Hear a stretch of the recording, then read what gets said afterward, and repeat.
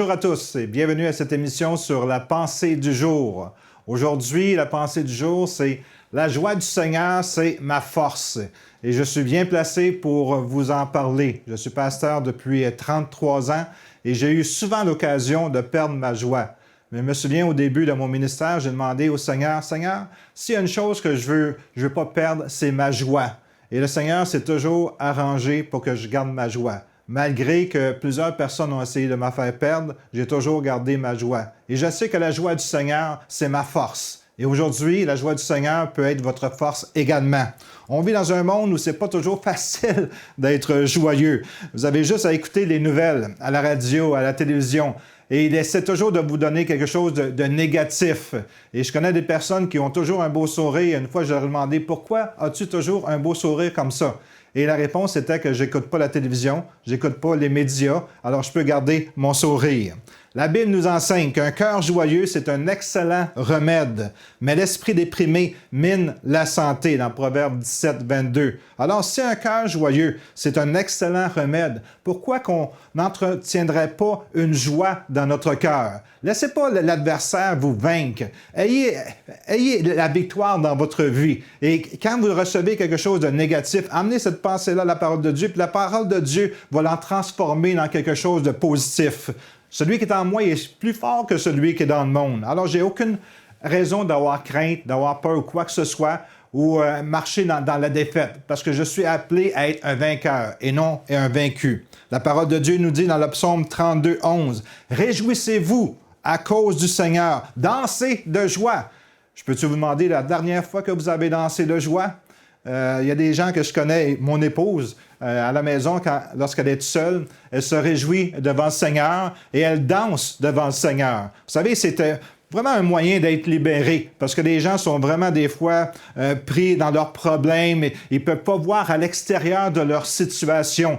Puis moi, je veux vous encourager de faire quelque chose de différent. Parce que si vous faites toujours la même chose, vous obtiendrez toujours les mêmes résultats. Mais par contre, si vous faites des choses différentes, vous allez voir que peut-être vous allez trouver la victoire dans qu'est-ce que vous faites de différent. Alors, je vais vous encourager de faire quelque chose de différent. Gardez la joie du Seigneur. Même si l'adversité vient contre vous, gardez la joie du Seigneur. Pourquoi? Parce que la joie du Seigneur, c'est notre force. Et le Seigneur veut que nous soyons des frères qui sont forts. Dans Jacques 1, 2, ça nous dit « Mes frères, considérez comme un sujet de joie complète les diverses épreuves que vous pouvez rencontrer. » Alors, le Seigneur ne nous dit pas, quand tu as des épreuves, fais attention, etc. Il dit au contraire, tu peux neutraliser ces épreuves-là en ayant de la joie dans ton cœur qui va te donner la victoire. Oui, mais tu ne connais pas ma situation. Je crois qu'il n'y a pas grand monde qui ont fait de la prison comme Paul l'a fait. Et je peux vous assurer que la prison, dans le temps de Paul, c'est pas tout à fait la même prison qu'aujourd'hui. Aujourd'hui, c'est des salons de luxe comparativement. Mais Paul avait été battu de verge, il saignait, son corps était plein d'échymoses. Et il a été capable de garder sa joie et de chanter pour l'Éternel. Il avait un cœur reconnaissant. Pas de il ne faut pas remercier le Seigneur pour les épreuves. Il faut remercier le Seigneur malgré les épreuves. Et c'est un genre de vie que le Seigneur veut que nous puissions avoir. Parce que le diable semble avoir défini pour plusieurs à ce quoi un bon chrétien mature et spirituel doit ressembler. Écoutez, on n'a pas besoin du diable pour nous dire à quoi doit ressembler un chrétien mature et spirituel. D'ailleurs, moi, je crois qu'un chrétien mature et spirituel, c'est celui qui est capable de garder sa joie. La joie du Seigneur, c'est ma force. Ça ne nous dit pas la douleur, ça ne nous dit pas la tristesse, c'est ma force. Au contraire, la joie du Seigneur, c'est ma force.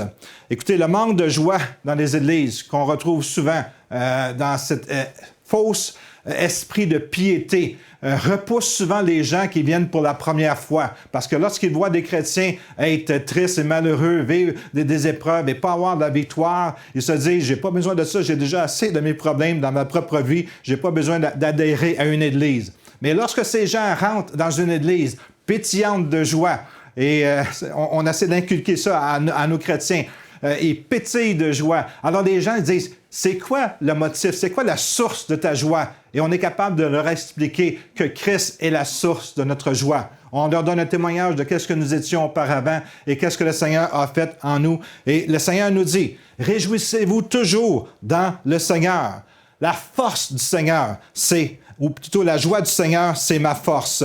Lester Sumrall a demandé un jour à Smith Wigglesworth, « Comment te sens-tu aujourd'hui, Smith? » Et Smith lui a répondu, « Je ne demande jamais à Smith comment que je me sens. Je lui dis comment qu'il doit se sentir. » Et si on pourrait commencer à faire ça comme dans notre propre vie, quand on se lève le matin, pas dire « Oh, j'ai mal ici, j'ai mal là, oh, comment que je me sens-tu bien aujourd'hui? » Non, tu dis à ton corps, aujourd'hui, c'est le jour du Seigneur. Réjouis-toi dans le jour du Seigneur. On n'a pas besoin de voir qu'est-ce que les gens font, d'essayer de le ressembler. On doit être différent parce qu'on est un peuple qui est à part des autres. On est un peuple séparé. Et le Seigneur veut que nous puissions garder notre joie.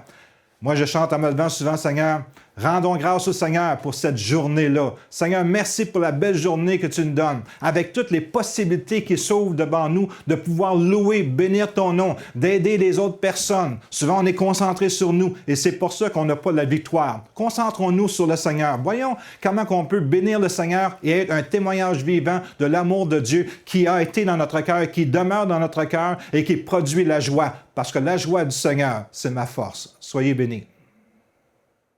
Pour aller plus en profondeur, vous pouvez lire et télécharger la version complète de cette pensée du jour sur le site enseigne-moi.com.